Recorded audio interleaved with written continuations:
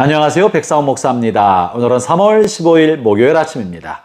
오늘도 신실한 마음으로 하나님의 말씀과 함께 하루를 시작하는 여러분 모두에게 크신 하나님의 넘치는 은혜가 하루 종일 함께 하시기를 바랍니다. 오늘 주신 하나님의 말씀은 에스더서 3장 7절부터 15절까지의 말씀인데요.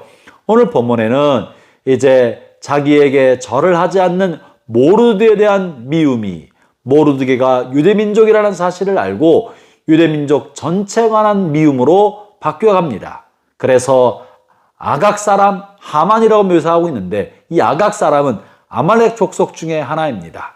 그래서 아말렉 족속 아각 사람 함므다다의 아들 하만이 모르드게뿐만 아니라 모르드게에 속한 유대민 전체를 죽이려고 계략을 세우고 자신의 동료들을 모아서 이런 계략을 꾸밉니다. 그리고 아마도 돈을 모으지 않았을까 싶은데요, 자신의 돈 1만 달란트를 내어서 왕에게 이들을 모함으로 고발을 하면서 자기가 돈을 내어서 이들을 다 진멸하겠다고 말합니다. 하만이 이제 왕에 간 이야기는 한 민족이 페르시아 땅에 흩어져 살고 있는데 그들이 왕의 법률을 따르지 않고 있습니다 라고 고발합니다. 이 말은 결국 왕의 법률을 따르지 않고 있기 때문에 제국 안에 있지만 이들은 제국 백성이 아니고 어쩌면 이들은 모반을 일으킬지도 모르는 위험한 인물이라고, 위험한 민족이라고 모함을 한 것이죠. 그리고 그렇기 때문에 이들을 어떤 날짜를 정하여 그날에 누구든지 이들을 죽이고 이들의 재산을 약탈하도록 허용해 주어서 이들을 제국에서 몰살시켜야 합니다 라고 요청을 해서 조서를 쓰고 도장을 찍도록 요청했던 것이죠. 제국의 왕은 어찌되었든지 자신의 제국의 백성이기 때문에 사실 유무를 확인했어야 하는데 이런 것을 게을리하였습니다. 아하수에로 왕은 이것을 조사하지도 않고 다른 사람에게 누구에게도 물어보지도 않고 그저 자기가 총애하는 사람이라고 해서 하만의 말을 있는 그대로 다 믿어주고 그가 한 민족을 진멸시키도록 허용해 주고 조서의 도장을 찍어줬던 것입니다. 여기에서 지도자의 큰 실수가 나타납니다. 이것은 어떻든지 간에 이런 갈등과 또 고발 속에는 반드시 사실 유무를 확인해야 되는데 그러니까 지도자가 사실 유무를 확인하지 않고 한쪽 편 이야기를 들어주는 것은 직무유기입니다. 그리고 그것이야말로 큰 범죄, 악을 가져오게 만드는 통로가 되었던 것이죠. 이렇게 또한 사실 유무를 확인하지 않고 신하의 이야기를 전적으로 믿어주는 것은 신하로 하여금 권력을 남용하게 만들고 오용하게 만들 수 있는 여지를 주게 된 것입니다. 이것이야말로 지도자의 큰 실수였던 것입니다. 이렇게 해서 하만은 한 날을 잡아서 유대민족을 몰살시킬 계획을 세웁니다. 그런데 여기에서 성경은 놀라운 묘사를 하는데요. 이 하만을 어떻게 묘사하냐면요. 본문 9절과 10절을 제가 읽어보겠습니다.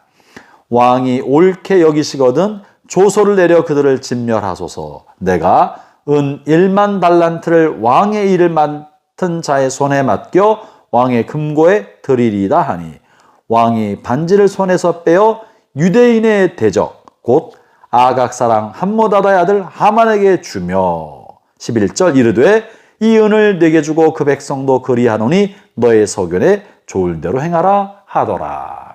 본문에서 성경은 이 아각 사람 함므다다의 아들 하만을 유대인의 대적이라고 소개해주고 있습니다. 이것은 영적인 의미를 가지고 있는 거예요. 이것은 하나님의 백성의 대적이 있다는 것인데요. 이 하나님의 백성의 대적은 영적으로 해석하면 사탄을 상징합니다. 하만이 온갖 계략과 큰 돈을 들여서 왕을 조종하고 그리고 하나님의 백성을 진멸시킬 계획을 세운 것처럼 오늘날 사탄 마귀는 온갖 방법을 총동원하여 하나님의 백성 그리스도인들을 진멸시키고 고통을 주고 신앙을 배교하고 하나님을 떠나도록 만들기 위하여 모든 지혜와 재정을 동원한다는 사실을 알아야 합니다.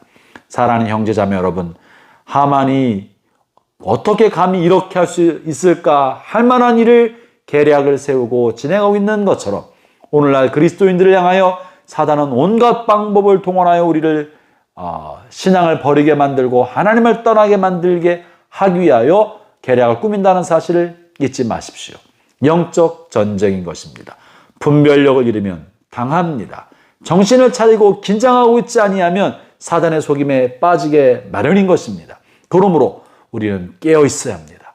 어느 때든지 긴장하고 깨어 있어서 사단의 공격과 속임을 간파하고 기도와 믿음으로 하나님의 말씀으로 승리해야 합니다. 이어서 계속 나오겠지만 모르드게는 이 사실을 알고 에스더와 함께 죽으면 죽으리라 기도하면서 하나님의 은혜를 구하는 영적 전쟁을 하지 않았습니까?